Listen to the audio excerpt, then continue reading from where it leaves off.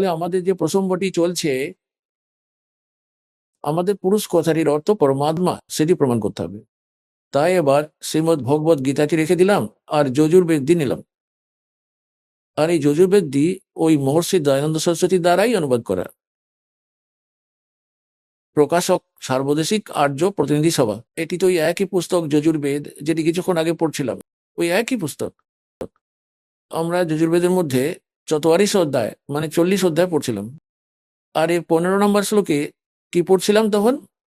ওম কর্তো সমর কিলবে সমর কর্তুম সমর, মানে এই ওম নামের জপটি কাজ করতে করতে করুন, বিশেষ শ্রদ্ধার সঙ্গে করুন, আর মনুষ্য জীবনের প্রথম কর্তব্য জেনে করুন। ওয়ায়ুর আনিলাম অমৃতম আতি ইদম ভস্মান্তম শরীরম, মানে শরীরটি ভস্ম হয়ে গেলে, নষ্ট হয়ে গেলে, এই শরীরটি ছাড়ার সময় আপনার যে প্রাণ বায়ু অর্থাৎ আপনার যে জীবাত্মা, তার মধ্যে ততটা অমৃত সঞ্চিত হয়ে যাবে যা ওই ওম মন্ত্রের জপ থেকে প্রাপ্ত করা যায়। এখন আমরা চলে যাই এই 44 অধ্যায় অর্থাৎ 40 নম্বর অধ্যায়েরই 17 নম্বর শ্লোকে। এই যে দেখুন 17 নম্বর মন্ত্র, এর মধ্যে লেখা আছে, হে মনুষ্যগণ, যেমন এই জ্যোতিস্বরূপী রক্ষক আমার দ্বারা, বেদের জ্ঞানদাতা বলছেন যে আমার দ্বারা প্রকৃত অবিনাশী কারণের আবরণে ঢাকা মুখতুল্য উত্তম অঙ্গ অর্থাৎ জ্ঞানে প্রকাশ করা হয়, এখানে করা হয় আসা উচিত। আর ওই সেই যেটি ওই প্রাণ বা সূর্যলোকে পুরুষাহ, এই দেখুন সংস্কৃততে পুরুষাহ শব্দটি লক্ষ্য করুন, পুরুষাহ, এই দেখুন পুরুষাহ মানে পূর্ণ পরমাত্মা লেখা আছে। আমাদের তো পুরুষ কথাটির অর্থ পূর্ণ পরমাত্মা, এটি প্রমাণ করতে হতো। একটি তিনি নিজেকেই স্বীকার করে নিচ্ছেন যে আমি জ্ঞানটি দিচ্ছি। হে মনুষ্যগণ, যে জ্যোতিস্বরূপী রক্ষক আমার দ্বারা, এই জ্যোতিস্বরূপী রক্ষক তো কাল, আমার দ্বারা ওই অবিনাশী কারণটি যেটি আবরণে ঢাকা আছে, মুখতুল্য এই উত্তম অঙ্গকে প্রকাশ করা হচ্ছে, মানে এই উত্তম জ্ঞানটি দেওয়া হচ্ছে। যিনি ওই বেদ জ্ঞানদাতা বলছেন, যিনি ওই প্রাণ বা সূর্যমণ্ডলে রয়েছেন, তিনি তো পূর্ণ পরমাত্মা, তিনি তো পরোক্ষভাবে রয়েছেন, তিনি তো পরোক্ষভাবে রয়েছেন, এখানে রয়েছেন লিখত। আর আমি, এ বলছে আমি, আসব সো আসব আহম, ওম খম ব্রহ্ম, খম মানে ব্রহ্মলোক, মানে দিব্য আকাশ, ব্রহ্মলোক রূপী এই দিব্য আকাশে ব্রহ্ম থাকেন। আরো বলছে আমার নামটি হলো ওম। আহম মানে হচ্ছে আমি, আমি আকাশের তুল্য ব্যাপক ব্রহ্ম। দেখুন ব্রহ্ম লেখেনি, ব্রহ্মটিকে ব্র্যাকেটের মধ্যে রেখে দিয়েছে। হ্যাঁ হ্যাঁ, ব্রহ্মটিকে ছেড়ে দিয়েছে। আমি হলাম ব্রহ্ম আর আমার ওম নাম। আমি ওর এইরকম ওম সবার রক্ষক, যে আমি তার এমন নাম জানো, এসব আবার কি ওম লিখতে হতো? আমার এই ওম নামটি জানো, অর্ধেকটা তো গোজামিল দিয়ে রেখেছে। তাহলে এখানে প্রমাণিত হয়ে গেল, বেদ জ্ঞানদাতা বলছেন যে আমার তো একটিই নাম ওম। ওই পরমাত্মা, পুরুষ মানে পূর্ণ পরমাত্মা, তিনি তো গুপ্ত আছেন, তিনি তো অন্য কেউ রয়েছেন, তিনি তো পরোক্ষভাবে আছেন। তাহলে এখন আমরা পুনরায় ঋগ্বেদ মন্ডল নম্বর 9 চলে আসি। আর সূক্ত নাম্বার 1 মন্ত্র নাম্বার এবার 8 আর 9 স্পষ্ট করে বলবো। এই পুরুষের অর্থটি আমরা এনাদের এই ইঞ্জিনিয়ারদের কাছ থেকেই নেব, না তো এনারা আপনাদের মিসগাইড করে দেবেন। এই বলে যে পুরুষ মানে পুরুষ মানুষ হয়, দেখুন পরমাত্মাও তো মনুষ্য সদৃশই, সেজন্য প্রথম পুরুষ তো উনি, দ্বিতীয়ত আমরা পুরুষ মনুষ্য। তো ওখানে প্রথম পুরুষ কেননা, যেমন আপনারা জানেন যে বাইবেলে লেখা আছে যে পরমাত্মা মনুষ্যকে নিজের সদৃশ্য বানিয়েছেন, তাহলে উনিও পুরুষ, পরমাত্মা অবিনাশ্বর, আমরা মনুষ্য, আমরা নশ্বর, আমরা তো ডুপ্লিকেট ওনার চেহারার, ওনার আকৃতির সঙ্গে মিলযুক্ত নর আকার মনুষ্য সদৃশ্য। আর যাঁদের ভগবানের দর্শন মেলে, যেমন গরিবদাস মহারাজজি তাঁর অমৃত বাণীতে লিখেছেন যে আমরে হি উনিয়ার হ্যাঁ আমরা সর্জনার, আমাদেরই মতো চেহারা আমাদের ভগবানের, যিনি আমাদের বানিয়েছেন, ওই পরম পিতা। তো এখানে পুরুষ কথাটি যে বলা হয়েছে সেটি পরমাত্মার দিকেই সংকেত দেওয়া হচ্ছে, তাতে এরা যতই বা তালগোল পাকানোর চেষ্টা করুক না কেন, এখানে পুরুষ লেখা শুরু করে দিয়েছে, পরমাত্মা লেখা বন্ধ করে দিয়ে, সেটা তো আমাদের মূর্খ বানানোর জন্য। এনারা তো জনতার নাশক, এনাদের সংস্কৃত ভাষার জ্ঞান তো অবশ্যই ছিল, কিন্তু আধ্যাত্মিক জ্ঞান একেবারেই ছিল না। এনারা সবাই কালের দূত ছিলেন, তাতে মহর্ষি দয়ানন্দ সরস্বতীও বা তেচ্ছলাচা মুন্ডারা এই যেই অনুবাদগুলি করে রেখেছেন বেদগুলোর, এনারা স্বয়ং ভ্রান্তিযুক্ত ছিলেন আর সমাজকেও যথার্থ জ্ঞানটি দিতে পারেননি। আর তাতে আজ পর্যন্ত যত সমস্ত ঋষি মহারিষিরাই হয়েছেন না কেন, ওনাদের প্রকৃত জ্ঞানটি ছিল না। কেবলমাত্র পরমাত্মা নিজে যে মহাপুরুষদের জ্ঞান দিয়েছেন, নিজে স্বয়ং এসে সাক্ষাৎ করেছেন, ওনাদের সাজখণ্ড নিয়ে গেছেন, আবার ফিরিয়ে রেখে গেছেন। ওই মহাপুরুষদের ছাড়া আর কারো কাছে আধ্যাত্মিক জ্ঞান ছিল না। এখন ওই জ্ঞানটি দাস কি দিয়েছেন পরম পিতা, এই এটা থেকে লাভ ওঠান। এখানে দেখুন, এখন আমরা চলে যাই ঋগ্বেদ মন্ত্র নম্বর 9 সূক্ত নম্বর 1 মন্ত্র নম্বর 6। এই 6 পর্যন্ত তো ওনারা পরমাত্মা পরমাত্মা করে লিখে এসেছেন। এই 7-এ এসে ওনারা পুরুষ লিখে দিয়েছেন। এখানে পরমাত্মা লিখতে হতো। আবার 8 নম্বর মন্ত্রে দেখুন, এখানেও পুরুষ লিখে দিয়েছেন, এখানে পরমাত্মা লিখতে হতো। এটা কোন ধরনের কথা হলো? এই জায়গায় গড়বড় করে দিয়েছেন। এখানে তম মানে ওই পুরুষকে লিখে দিয়েছেন। আমরা এখানে ওই পূর্ণ পরমাত্মাকে বলবো। ওই পূর্ণ পরমাত্মাকে উগ্র গতিবিধিগুলি প্রেরিত করে, মানে যখন পুরো সংসারে হাহাকার পড়ে যায় আর আধ্যাত্মিক গুরু যারা থাকেন তারা অজ্ঞানী হয়ে যান আর জনতাকে ঠকানোই একমাত্র তাদের উদ্দেশ্য হয়ে যায় আর হাহাকার পড়ে যায়, সব প্রাণীরা দুঃখী হয়ে যায়, তখন পরমাত্মা দুঃখী হয়ে যান, কেননা আমরা ওনার বাচ্চা, উনি আমাদের পিতা। আপনজনেদের জন্য দুঃখ আপনজনেরই হয়। তারপর পরমাত্মা ওই উগ্র গতিবিধিগুলির জন্য দুঃখী হয়ে 600 বছর আগে পরমাত্মা নিজে চলে এসে এমন জ্ঞান দিয়ে গিয়েছিলেন, একদম শান্তি হয়ে গিয়েছিল সমাজে, যেটা এখনো পর্যন্ত চলে আসছিল। কোনো লুটপাট ছিল না, প্রেমপূর্বক সবাই থাকতো। কেউ কারো আত্মাকে দুঃখ দেওয়ার আগে ভয় পেত ভগবানকে। এখন সব আগুন লেগে গেছে, সারা বিশ্বের চারিদিকে মায়া মায়া দেখতে পাবেন না, তো কোনো লাজ শরম রইল না, তো কোনো মর্যাদা, না তো কোনো ভগবানের প্রতি ভয় ডর। তাই ভক্তির পুনঃস্থাপনা করার জন্য আর শান্তির পুনঃস্থাপনার জন্য পরমাত্মা পূর্বেই এই বাণী বলে রেখেছেন যে যখন কলিযুগ 5500 বছর অতিবাহিত হয়ে যাবে, তখন আমি আমার নিজের আপন দাসকে পাঠাবো, সঙ্গে পুরো জ্ঞানটি ওকে দিয়ে দেবো। এমনিতে তো ভগবান বলেছিলেন যে আমি নিজেই চলে আসবো দ্বাদশতম পন্থী, গরিবদাসী মহারাজের পন্থী। পরমাত্মা নিজে নাই বলেন, এই দাসকে যে পাঠিয়ে দিয়েছেন সম্পূর্ণ আধ্যাত্মিক জ্ঞান আর সম্পূর্ণ পাওয়ার দিয়ে, ওই পরমাত্মা নিজের পাওয়ার দিয়ে।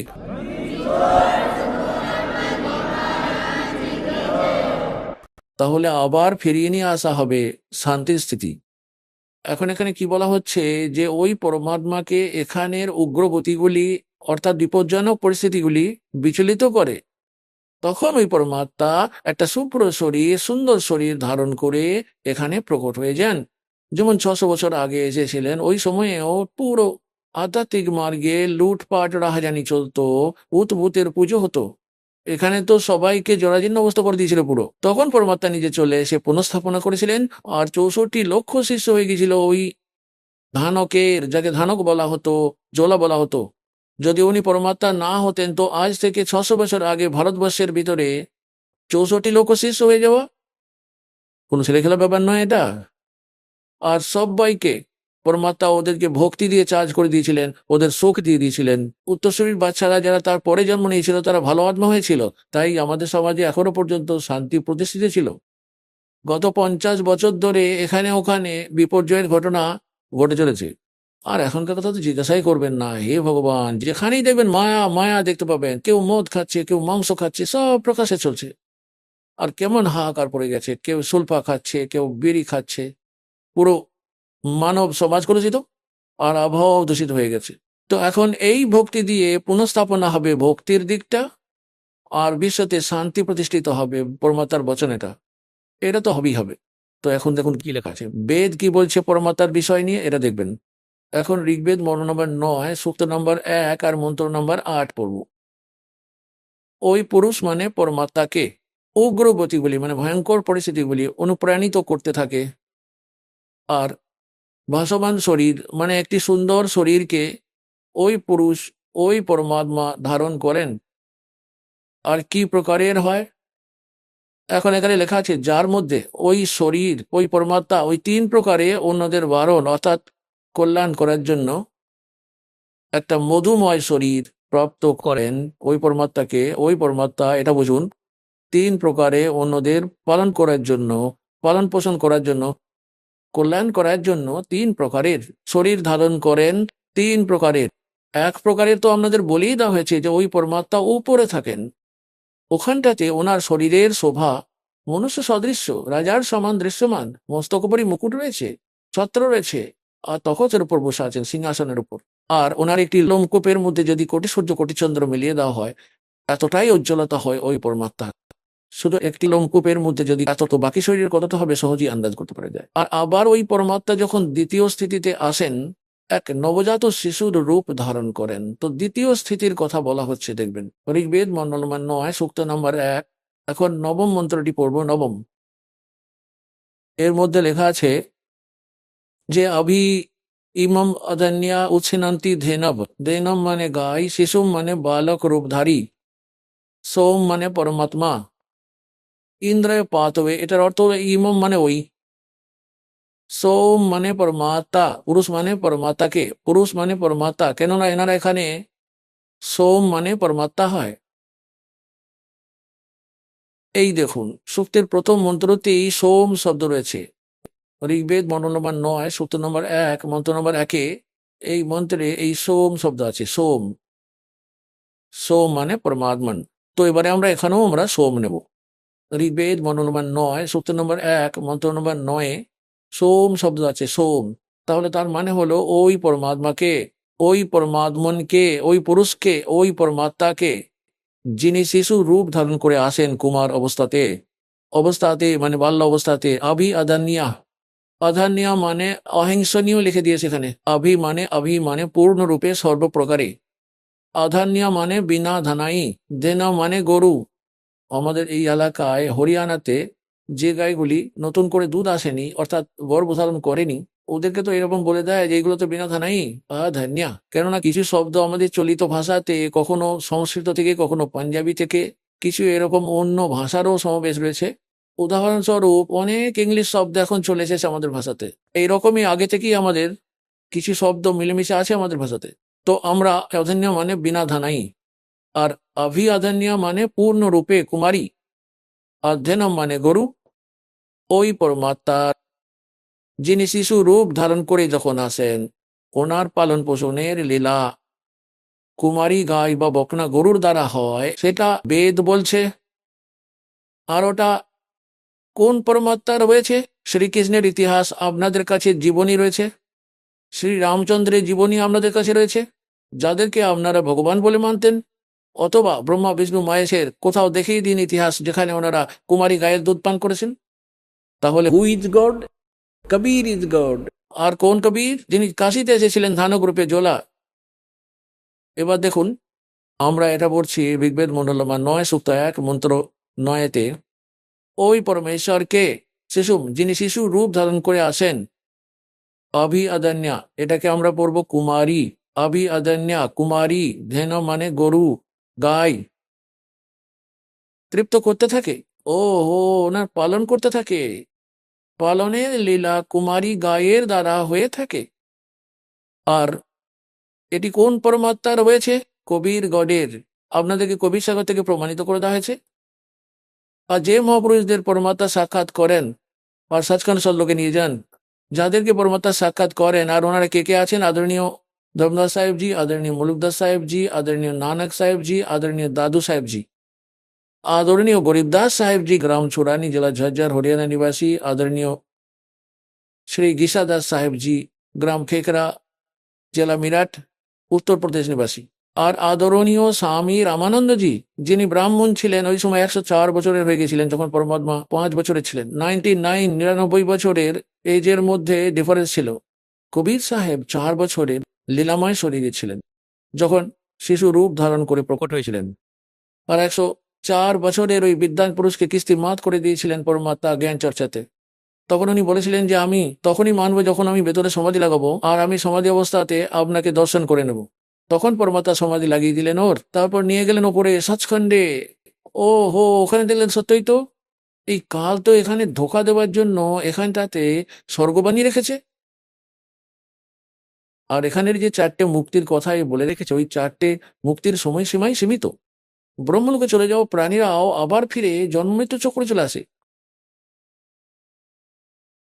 আর কেবল ওই অমরলোকে চিরশাশ্বত স্থানে চলে যাওয়া প্রাণীরা আর কখনো ফিরে এই সংসারে আর আসে না। তো ওটারই নকল করিয়ে রেখেছে এই কাল। নকল সৎ লোক, অলক লোক, অগম লোক আর অকালোক অর্থাৎ অনামী লোক পর্যন্ত রচনা করে রেখেছে এই কাল, যাতে এই জীবাত্মা ভ্রমিত হয়ে গিয়ে আমার জালি ফেসে থেকে যায়। এখন সমর্থবান আসেন, ওনার জ্ঞানের মধ্যে সামর্থ্য থাকে, কাজের মধ্যে সামর্থ্য থাকে, প্রত্যেকটা গতির মধ্যে সামর্থ্যতা থাকে। তাহলে পরমাত্মার জ্ঞানটি অমূল্য হয়, ওটার মধ্যে কোনো ত্রুটি থাকে না। আর ওনার যে ভক্তি বিধি সেটাও কমপ্লিট থাকে। আর সাধকও যদি শ্রদ্ধার সহিত ভক্তি করে তো সেও পূর্ণ লাভ প্রাপ্ত করতে পারে। তো যে প্রসঙ্গটি চলছে এখন এটা স্পষ্ট হয়ে গেল যে যে পরমাত্মা, যার মহিমা বেদ শোনাচ্ছে, উনি পরমাত্মা হন, উনি কমপ্লিট গড হন, উনি হলেন পূর্ণ পরমাত্মা। আর উনি লীলা কি কি করেন সেটা তো বেদ বলে দেয়। একটি তো বলে দিয়েছে যে ওই পরমাত্মা যখন শিশু রূপ ধারণ করে আসেন তখন ওনার পালন পোষণের লীলা কুমারী গাই দিয়ে করা হয়। আর দ্বিতীয়টা এটা হলো যে ওই পরমাত্মা উপরে থাকেন সতলোকে, সতলোক যেটাকে অবিনাশী লোক বলা হয়, যেটা চির শাশ্বত স্থান, ওখানটাতে থাকেন। আর ওখান থেকে গতিশীল হয়ে চলে আসেন। আর এটাই ওই পরমাত্মা, এটাই ওই মহাপুরুষরা বলেন যাদেরকে ভগবান সাক্ষাৎ করেন। যেমন আদরণীয় রামানন্দজি বলেছেন, দহু ঠোর হে এক তু বয়া এক সে দো, গরিবদাস হাম কারণে তুম আয়ে হো মগজো। যেমন তুলসীদাসজি লক্ষাধিক বছর আগে ঘটিত রামায়ণকে নিজে আপন ভাষাতে চোপাই শ্লোকে লিখে দিয়েছিলেন। একই রকম ভাবে গরিবদাস সাহেবজি নিজে, যিনি সুরারি গ্রামে থাকতেন, তিনি পরমাত্মা প্রাপ্তি হয়ে যাওয়ার পর পরমাত্মার কাছ থেকে প্রাপ্ত স্পিরিচুয়াল নলেজের মধ্যে কি লেখা আছে সেটিকে নিজের আপন মোহর লাগিয়ে পরমাত্মার মহিমা বর্ণনা করছেন। উদাহরণ দেখুন, স্বামী রামানন্দজি আর কবির পরমাত্মাজির মধ্যে যে বার্তালাপ হয়েছিল সেই সময়ে একেবারে প্রত্যক্ষদর্শীর মতো বলেছেন গরিবদাসজি। সেই জন্য গরিবদাসজি মহারাজের বাণীর মধ্যে গরিবদাসজির নিজের নাম আসে, যেমন তুলসীদাসজির নাম রামায়ণে। কিন্তু তুলসীদাসজি কেবলমাত্র 3 লোকের ভগবানের উপাসক ছিলেন, সেজন্য ওই পর্যন্তই ওনার বলার ক্ষমতা ছিল। আর এই গরিবদাস সাহেবজি পরম অক্ষর ব্রহ্মের উপাসক ছিলেন, ওনার পাঠানো মহাপুরুষ ছিলেন, ওনার ব্যাপারে পরিচিত ছিলেন। তো উনি ওই মহাপুরুষের মহিমা বলেছেন যে যখন রামানন্দজি আর কবির পরমাত্মার জ্ঞান গোষ্ঠী হয়েছিল, তো রামানন্দজিকে পরমাত্মা সাজখণ্ড নিয়ে গেছিলেন, সতলোক নিয়ে গেছিলেন, আর চিরশাশ্বত স্থান দেখিয়েছিলেন। আর বলেছিলেন যে আপনার যজুর্বেদের অধ্যায় নাম্বার 40 মন্ত্র নাম্বার 17 তো লেখা আছে ওই পরমাত্মা গুপ্ত আছেন, পরোক্ষ রূপে আছেন। আর উনিই পরমক্ষর ব্রহ্ম, যিনি সবার ধারণ পোষণ করেন। গীতার অধ্যায় 18 শ্লোক নম্বর 62-তে, গীতার অধ্যায় নম্বর 15 শ্লোক নম্বর 4-এ যে স্থানের কথা বলা হয়েছে সেটা হলো এই স্থান। আর আমি হলাম স্বয়ং পরমাত্মা। हम ही अलख अल्लाह हैं कुतुब गोस और पीर, गरीबदास खालिक दनी हमरा नाम कबीर। ए स्वामी सृष्टा में और सृष्टि हमारे तीर, दास गरीब अधर रहूं ऊपर बसता हूं और अवगत सत कबीर। আমি হলাম ওই পরমাত্মা, উপরে থাকি। তখন উনি দেখলেন সত্য সত্যই। তখন রামানন্দজি বলেছিলেন যে দো উঠো রে এক তো और ভয়া এক সে দো, কহ রে গরিব দাস হাম কারণে তুম আয়ে হো মগজো। ওখান থেকে সফরে যাত্রা করে এসেছেন, ওখান থেকে চলমান হয়ে এসেছেন। আদরণীয় গরিবদাস সাহেবজি বলেছেন যে अजब नगर में ले गए हमको सतगुरु आन, और जल के बिंब अगाध गति वहां सूते चादर तान। गरीबदास साहेबजी বলছেন যে अलल पंख अनुराग है सुन मंडल रह थीर, सुन में रहते हैं परमात्मा सथिर, और दास गरीब उधारिया मुझे सतगुरु मिले कबीर। अनंत कोट ब्रह्मांड का एक रति निबार, और सतगुरु पुरुष कबीर हैं ये कुल के सिरजनहार। हम सुल्तानी नानक तारे दादू को उपदेश दिया, जात जुलाहा भेद नहीं पाया, वो काशी माए कबीर हुआ। এখন এত প্রমাণ ওই মহাপুরুষদের রয়েছে যারা ভগবানকে দেখেছেন এবং যারা বলেছেন যে ওই ভগবান উপরে থাকেন। আর স্বয়ংই পরমাত্মা নিজেই বলে থাকেন যে আমি উপরে থাকি, অবগত সৎ কবীর দাস গরিব আধার বসু, উপরে থাকি আমি। আর ওখান থেকে তোমাদের জন্যই এখানে আমি আসি। এখন বেদ কি বলছে? বেদেতে যেটা বলছে আর ওই একই ধরনের লীলা যদি বলে যে ওই পরমাত্মা উপরে থাকেন, স্বশরীরে চলমান হয়ে আসেন, ওখান থেকে গতিশীল হয়ে চলে আসেন, ভালো আত্মাদের সঙ্গে দেখা করেন, তাহলে ভগবানের পরিচয় পেয়ে গিয়ে পারবো তাকে চিনতে। এখনো পর্যন্ত তো আমরা শ্রীরাম, শ্রীকৃষ্ণ ইত্যাদি এই মহাপুরুষদের আমরা ভগবান এই জন্য মেনে রেখেছিলাম যে এনাদের কাছে অস্ত্রশস্ত্র ছিল, সিদ্ধি শক্তি ছিল। এনাদের মধ্যে কেউ কংসকে মেরে দিল, কেউ রাবণকে মেরে দিল। আমরা ওই ভগবানের পূজারী যিনি কাউকে মারেন না, উনি সবার রক্ষক। কর্মের আধারে সবাইকে ছেড়ে দেন, যে যেমন কর্ম করবে সে সেরকম ফল পাবে। মারেন না কাউকে, আর মরেনও না কারো দ্বারা। ওনার ভয় নেই কাউকে, সেজন্য অস্বস্ত রাখেন না। আর ওই পরমাত্মার পূজারী হন যারা, তারা কখনো কাউকে মারেন না। আর একটা জোলার রূপ ধারণ করে এক গরিব ব্যক্তির মতো ধারণ পোষণ, পালন পোষণ, নিজের জীবিকা নির্বাহ করেন স্বয়ংই। উনি আমাদের জন্য একটি লীলা করেন, আমাদের জন্য একটি গাইডলাইন দিতে চান। তাহলে বাছারা, এটি একটি বিদ্যার্থীর জীবন হলো, এই জীবন আপনাদের, এই মনুষ্য জীবনটা। আর যে বিদ্যার্থীরা নিজেদের বিদ্যা গ্রহণ করার সময় অন্য আজে বাজে নোংরা কাজ করে, সিনেমা দেখতে যায়, স্টাইলিশ প্যান্ট শার্ট পরে এদিক ওদিক ঘুরে বেরিয়ে বেড়ায়, নোংরা বাজে কাজ করে, ওরা তো ফেল হয়ে যায়। বিদ্যার্থীদের তো বিদ্যার্থীদের মতোই থাকা উচিত, ওদের সব সিলেবাস ঠিক সময়ে পুরো করা উচিত, আর নিজের একটা যে সিম্পল ড্রেস থাকে সেই সিম্পল ড্রেস রাখা উচিত, আর উদ্দেশ্যটা কখনো বলা উচিত না। তো আমরা সবাই নিজেদের উদ্দেশ্য ভুলে গিয়ে যত সবাই মানব শরীর প্রাপ্ত করেছেন, দুই প্রকারের মানব শরীর প্রাপ্ত হয়, এটা তো আগেই বলে দিয়েছি। একটা তো পূর্বজন্মের সংস্কারের জন্য লাগাতার অনেক জন্মই মনুষ্য জন্ম হয়ে থাকে, আর একটা 84 লক্ষ জনি ভোগ করার পরে টার্ন ওয়াইজ হয়ে যায়, মানে নাম্বার এলে পরে ওটা একটা নিশ্চয়ই পাওয়া যায়। তো ওটার ওপরই আজকের সৎসঙ্গ, ওটার ওপরই চলছে। এখন লাস্টে এসে এটা নিষ্কর্ষটা অল্প শব্দের মধ্যেই বার করে দেবো। তো আমাদের মূল উদ্দেশ্য এই মনুষ্য জীবনের কি আছে?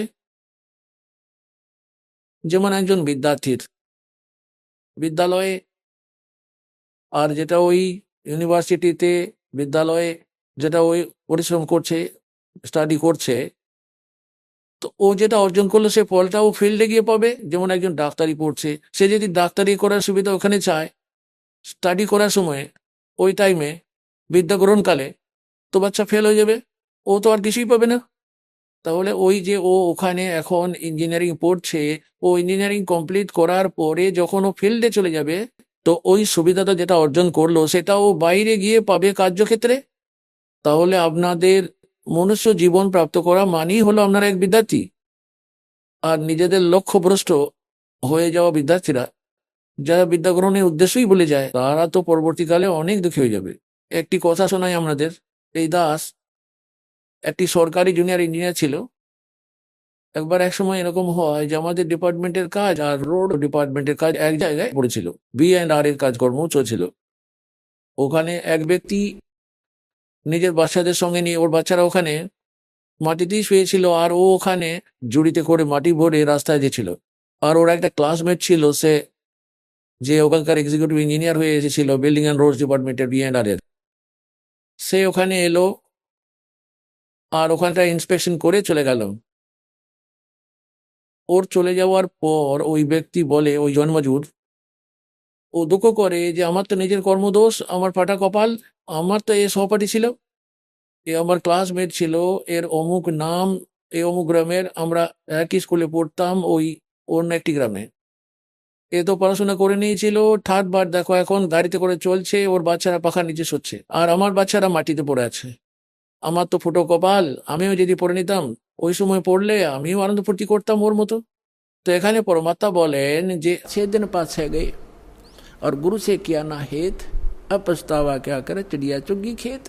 তো আজ আপনারা ওই স্থিতিতে রয়েছেন যারা ভক্তি করে না, আর করে তো শাস্ত্র বিরুদ্ধ করে, আর মনুষ্য জীবন পেয়েও যদি সাধনা সঠিক সত্য না করে, তাহলে পরে ওকে এমন পরিতাপ করতে হবে যেমন করে এই জন্মজুর আফসোস করছিল। তাহলে আপনাদের এখানে যে মূল কর্তব্যটি রয়েছে, মনুষ্য জীবন প্রাপ্ত প্রাণীদের পূর্ণ সদ্গুরু প্রাপ্ত করুন, আর পুরো জ্ঞান আর পুরো গুরুর ব্যাপারে তো আপনাদের জানাই ছিল না। আপনারা তো ভোলা ভালা বালকের মতো, আপনারা তো সকলকেই পূর্ণ বলবেন। কেননা যে কোনো কেউ একজন সন্ত হয়ে বসেছে, ওরা কোনো কিছু বাণী টানি, বেদ মন্ত্র, গীতা মন্ত্র, কোনো ওরা কোথাও না কোথাও থেকে নিয়ে কণ্ঠস্থ করে রেখেছে, আর ওটাই আমাদের জন্য বড় ভারী পড়ে যায়। যদি কেউ এক নাগারে সংস্কৃত বলে দেয়, খুব লম্বা লম্বা কথা শুনিয়ে দেয়, আমরা ধরে নিই যে একজন বিদ্বান মহাপুরুষ চলে এসেছেন একটি। কারণ আমাদের জ্ঞান তো ছিলই না। এবার এখন আমাদের জ্ঞান হবে, আমাদের কাছে একটি ISI মার্ক যুক্ত একটি মানক থাকবে, ফুট রোল হবে, আমরা ফটাফট মেপে নেবো যে সাইজটা কি, আর ওটাকে রিজেক্ট করে দেবো, যেটা আমাদের বেদের সঙ্গে মেলে না যদি ওই জ্ঞানটা, তো ওটা রিজেক্টেড হয়ে যাবে। তো মনুষ্য জীবন প্রাপ্ত প্রাণী যারা ভক্তি করে না, আর করে তো শাস্ত্রের বিরুদ্ধ করে, তো তারা নিজের আপন জীবন নষ্ট করছে। যে বিদ্যার্থী আর যে টিচার আউট অফ সিলেবাস পড়াতে থাকে, পাঠ্যক্রম থেকে আলাদা জ্ঞান দেয়, নভেল গল্প শোনাতে থাকে, এমনিতে কোনো সিনেমার স্টোরি শোনায়, আমাদের ওই পাঠ্যক্রমের বাইরে যে সমস্ত জ্ঞান পরীক্ষার সময় কোনো কাজই আসে না, আর পরীক্ষার সময় সেটাই কাজে আসবে যেটা ও সিলেবাসের মধ্যে থেকে পড়ে রেখেছে পাঠ্যক্রমে। তাহলে আমাদের পাঠ্যক্রম হলো 4টি বেদ, 18টি পুরাণ, শ্রীমদ্ ভগবদ গীতা, কোরআন আর বাইবেল। আমরা সবাই মানব, আর আমরা সবাই একই পরম পিতা পরমাত্মার সন্তান। জীব हमारी जाति है, मानव धर्म हमारा, হিন্দু মুসলিম শিখ ইসাই কোই ধর্ম নেই है न्यारा। ভগবান পাওয়ার জন্যই আমাদের ভগবাটওয়ারা, আর তার জন্যই দিশাহারা। এখন ওই পরমাত্মাই নিজে এসে আমাদেরকে একত্রিত করার চেষ্টা করেছেন। ওই সময় আমরা বুঝতে পারিনি, আমরা অশিক্ষিত ছিলাম। এখন আমরা শিক্ষিত হয়ে গেছি, সদ্গ্রন্থগুলি আমাদের কাছে রয়েছে, আর তত্ত্বজ্ঞান এই দাসকে পরমাত্মা দিয়ে রেখেছেন আপনাদের সম্মুখে রাখার জন্য। এখন আপনাদের সম্মুখে রেখে দিলাম, এবার এটি সহজেই বুঝতে পারবেন। এখন যে প্রসঙ্গটি চলছে, যে মহাপুরুষরা ওনাকে সাক্ষাৎ করেছেন তারা বলেছেন তিনি তো উপরে থাকেন, আর ওই উপর থেকেই গতিশীল হয়ে এখানে আসেন। আমি দেখা পেলাম, ও দেখা পেল, এইভাবে দেখা পেল, সমস্ত প্রমাণগুলি রয়েছে। এখন বেদ কি বলে ওই পরমাত্মার ব্যাপারে, যে উনি কিরকম লীলা করেন? যদি বেদেতেও ওই একই প্রমাণ পাওয়া যায় যেটা ওই মহাপুরুষরা সাক্ষাৎ করেন, যারা বলেছেন আমরা ভগবানের সাক্ষাৎ পেয়েছি ওই পরমাত্মার, আর সাজখণ্ডে নিয়ে গিয়ে আবার ফিরিয়ে রেখে যান ওই পরমকর ব্রহ্ম, উনি হলেন কমপ্লিট গড। আর ওই একই ধরনের লীলা যদি বেদেও বর্ণনা থাকে, তাহলে আমাদের অটোমেটিক বুঝে যাওয়া উচিত আগডুম বাগডুম তো শেষ হয়ে যাওয়া উচিত প্রাণীর, আর সেটা তো হবেই হবে। আর বলা হয় যে স্বচক্ষে দেখেও যারা বিশ্বাস করে না, জান বুঝ সাচি তজে আর করে ঝুট তেনে তাকি সঙ্গত হে প্রভু স্বপ্ন মে বিনাতি। এরকম অযোগ্য ব্যক্তির জন্য বলা হয় ওর স্বপ্নতেও যেন দর্শন না হয়, সচক্ষে প্রমাণ দেখেও বাজে কথা বলে, ঝুট বলে রামপাল এটা করে ওটা করে। কোথায় লেখা আছে? লেখা আছে বলি তো দেখাতে লেগেছি, সমস্ত সদ্গ্রন্থগুলি থেকে প্রমাণ করে দেখাচ্ছি, সামনে তুলে ধরে দেখাচ্ছি, তো ও বলে ঝুট বলছে, তাহলে এরা হলো স্বার্থপর আর কালের পাক্কা দূতেরা। ওই ব্যক্তিদের সঙ্গে বাদ বিবাদ করা উচিত নয়, ওদের কথাই শোনা উচিত নয় নিজের সফলতার জন্য। আপনাদের কাছে তো এটা স্পষ্ট হয়ে গেল যে পরমাত্মা যখন শিশুরূপ ধারণ করে আসেন দ্বিতীয় প্রকারের স্থিতিতে, তিন প্রকারে উনি আমাদের ধারণ পোষণ করেন, আমাদের কল্যাণ করার জন্য তিন প্রকারের শরীর নিয়ে উনি লীলা করেন। একটা তো সতলোকে থাকেন, ওখানে তো অনেক তেজময় শরীর আছে, তো ওখানে থেকে হালকা তেজযুক্ত শরীরের রূপ বানিয়ে নিয়ে দ্বিতীয় ধরনের স্থিতিতে একটি শিশু রূপ ধরে পরমাত্মা চলে আসেন। প্রত্যেক যুগে গতি করে আসেন, জন্ম নেন না, আর তাঁর পালন পোষণের লীলা একটি কুমারী গায়ে দিয়ে করা হয়। আর তৃতীয় প্রকারের উপস্থিতিতে উনি মহাত্মা সাধু সন্তের রূপ ধারণ করে যখনই চান যেখানে খুশি প্রকট হয়ে যান, আর আপন ভালো প্রিয় আত্মাদের সঙ্গে সাক্ষাৎ করেন, ওদের জ্ঞান বোঝান। ওনাদের বিষয়ে আপনাদের অনেকবার বলা হয়েছে যে কোন কোন মহাপুরুষদের উনি সাক্ষাৎ করেছেন, আর তারপরে ওনারা বলেছেন যে আমাদের পরমাত্মা সাক্ষাৎ করেছেন। অনন্ত কোট ব্রह्मांड का एक रति निभार और सतगुरु पुरुष, पुरुष माने परमात्मा भगवान कंप्लीट गॉड कबीर है कुल के सृजनहार। এখন বেদ কি বর্ণনা করে পরমাত্মার মহিমা? কেননা পরমেশ্বর বলেছেন कि वेद मेरा भेद है, मैं ना मिलूं वेदन के माही और जौन वेद से मैं मिलूं वो वेद जानते नहीं। যে বেদ তো আমার বিষয়ে খুলে বলে, আমার মহিমার গুণগান করতে থাকে, এই চার বেদের বিধি দিয়ে আমাকে প্রাপ্ত করতে পারবে না, যদিও এতে আমার মহিমা সম্পূর্ণ আছে। কিন্তু যে বেদ দ্বারা মানে জ্ঞান দ্বারা, তত্ত্ব জ্ঞান দিয়ে আমার প্রাপ্তি হবে, ওটাই চার প্রকারের বেদ জানে না, এইগুলোর মধ্যে ওই জ্ঞানটা নেই। ওই জ্ঞানটাকে স্বয়ংই পরমাত্মা নিজে এসে বলেছেন, আর এবার এই দাসকে পাঠিয়ে রেখেছেন, লাভ ওঠাও প্রাণীরা। এই দেখুন, এবারে আপনাদের ঋগ্বেদ দেখাই। এটা হলো ঋগ্বেদ। এটা কোথা থেকে প্রকাশিত হয়েছে? সার্বদেশিক আর্য প্রতিনিধি সভা, মহর্ষি দয়ানন্দ ভবন, রামলীলা ময়দান, নই দিল্লি থেকে। এটা কোন ভাষা ভাষ্য? আর্য ভাষা ভাষ্য। এরা হলো মুদ্রক। বড় অদ্ভুত কথা যে যে ব্যক্তি পরমাত্মাকে নিরাকার বলে বর্ণনা করে, যে বেদেতে নিরাকার লেখা আছে, আর ওই অনুবাদ করছে, কেমন অদ্ভুত লীলা পরম পিতার। উনাতবর আপনাদের উপর দয়া করে রেখেছেন। যদি এই বেদগুলিতে এইসব না লিখে রাখা হতো বা এনাদের দ্বারাই অনুবাদিত না হতো, তো এরা কখনোই আপনাদেরকে উপরে আসে যেত না যে রামপাল দাস এইগুলো সত্যই বলছে। কিন্তু ওই ক্ষেত্রে অন্য প্রমাণও তো অনেক দিত এই দাস, আর ভগবান যে লীলা করবেন সেটা করে দেখাতাম, প্রমাণিত তো হয়েই যেত, কিন্তু আরো একটু বেশি সময় লেগে যেত। এই বিভ্রান্তকারীদের চালটা আর একটু চলে যেত। এখন এদের চালটা পুরোপুরি সমাপ্ত হয়ে গেল। এনারা নিজেদেরই করকমলে অনুবাদ করে রেখেছেন, অনুবাদটা ঠিক আছে, ওনাদের চিন্তাধারাটাই ভুল, অনুভবটাই ঠিক নেই। মহর্ষি দয়ানন্দজি সত্যার্থ প্রকাশ নামক একটি পুস্তক সংকলন করেছেন, রচনা করেছেন। ওটার মধ্যে উনি সুস্পষ্টভাবে লিখে রেখেছেন যে এই পুস্তকের সংকলন আমি বেদের অনুসারে করেছি, বেদের প্রমাণগুলিকে হালকা সরল করে লিখে রেখেছি। আর ওটার মধ্যে এটা সুস্পষ্ট যে বেদের বিপরীত জ্ঞান সমস্ত। মহর্ষি দয়ানন্দ আর ওর সমস্ত চেলারা পরমাত্মাকে নিরাকার বলে বর্ণনা করে, ওনার কোনো নিজস্ব আলাদা স্থান নেই, উনি একদেশীয় নন, কোনো একটা স্থানে থাকেন না। আর দেখুন বেদ কি বলছে, বেদ বলছে উনি একদেশীয়, ভুবনের সমস্ত লোকগুলির উপরের স্থানে থাকেন, আর ওখানে বিরাজমান আছেন, দু লোকের তৃতীয় পৃষ্ঠাতে রয়েছেন, এক দেশে উনি। তাহলে এই মহর্ষি দয়ানন্দজি আধ্যাত্মিক জ্ঞানে সম্পূর্ণ অজ্ঞানী ছিলেন, আর ওই অজ্ঞানতা দিয়ে সমগ্র আর্য সমাজ বিভ্রান্ত হয়ে বসে আছে। আমার উদ্দেশ্য কাউকে নিন্দা করা নয়, কেবলমাত্র আপনাদের সঠিক রাস্তাটি দেখানোর উদ্দেশ্য রাখে। এটি তো আপনারা বুঝতে পারেননি, না তো এই ঋষি মহাঋষি ব্রাহ্মণ পণ্ডিতরাও বুঝতে পেরেছেন। এই দাসের উপর পরমাত্মা দয়া করেছেন, সমগ্র মানব সমাজ এরা থেকে লাভ তুলুন, সব বার কল্যাণ হবে, আমার কারো প্রতি রাগ দেশ নেই। এবার দেখুন ঋগ্বেদ মন্ত্র নম্বর 9, সূত্র নম্বর 86 আর মন্ত্র নাম্বার 26 পড়ব। এর মধ্যে লেখা আছে, যজ্ঞ করেন যারা, যজ্ঞকারী যজমানদের জন্য পরমাত্মা, যজ্ঞ মানে যজ্ঞ মানে ধার্মিক অনুষ্ঠান করেন যিনি, যজমান মানে ভক্ত, সাধনা করেন যারা, সেই সাধনাকারী সাধকদের জন্য পরমাত্মা বা পরমাত্মা সব রাস্তাগুলোকে সুগম্য করতে থাকা, ওনাদের বিঘ্নগুলিকে মানে সংকটগুলিকে মর্দন করেন মানে বিনষ্ট করে দেন, ওনাদের পবিত্র করতে থেকে আর নিজের রূপকে সরল করে নিয়ে, অর্থাৎ সতলোকের মধ্যে পরমাত্মা যে রূপ আপনাদের বলেছে এই দাস, যে প্রচুর তেজযুক্ত, যদি উনি অ্যাজ ইট ইজ চলে আসেন ওই শরীর নিয়ে, ওই তেজযুক্ত শরীর নিয়ে, যার একটি লোকগোপে কোটি সূর্য কোটি চন্দ্র মিলিয়ে দিলে যত উজ্জ্বল হয় এত উজ্জ্বল, তাহলে আমাদের চর্মদৃষ্টি দিয়ে ওটা দেখা যাবে না, আমরা তো একটি সূর্যকেও দেখতে পারি না, আর ওটা তো কোটি সূর্যের প্রকাশ একটি লোমকূপের মধ্যে কোটি চন্দ্র মিলিয়ে দিয়ে, সেজন্য পরমাত্মা নিজ রূপকে সরল করে আসেন।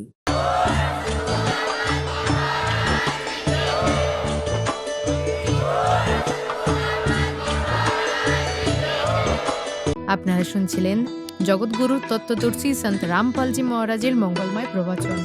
অধিক তথ্য জানার জন্য ভিজিট করুন আমাদের ওয়েবসাইট www.jagatgururampalji.org। সন্ত রামপালজি মহারাজের শুভাশীর্বাদে সম্পূর্ণ বিশ্বে 500-এরও অধিক নাম দীক্ষা কেন্দ্র আছে, যেখানে সন্ত রামপালজি মহারাজের দ্বারা অনলাইনে সম্পূর্ণ বিনামূল্যে নাম দীক্ষা দেওয়া হচ্ছে। আপনার নিকটবর্তী নাম দীক্ষা কেন্দ্রের ঠিকানা জানার জন্য যোগাযোগ করুন 918882914911।